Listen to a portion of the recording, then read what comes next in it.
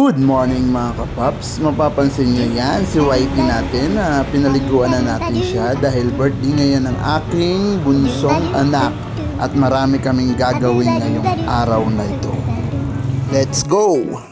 Yun na nga mga kapaps, pupunta na kami ngayon sa Jollibee para kunin yung in-order naming pagkain para sa birthday ng aking anak. Ayun, nandiyan na kami ni Mrs. Oh, yung busy magbilang oh. Ayan, yung mga pagkain na in-order namin para ipamimigay sa mga bata sa school. Let's go! Happy birthday to you. Happy birthday to you. Happy birthday, happy birthday. Happy birthday to you again. Happy birthday to you. Happy birthday to you. Happy birthday, happy birthday. Happy birthday to you. Okay, sabihin nyo, happy birthday.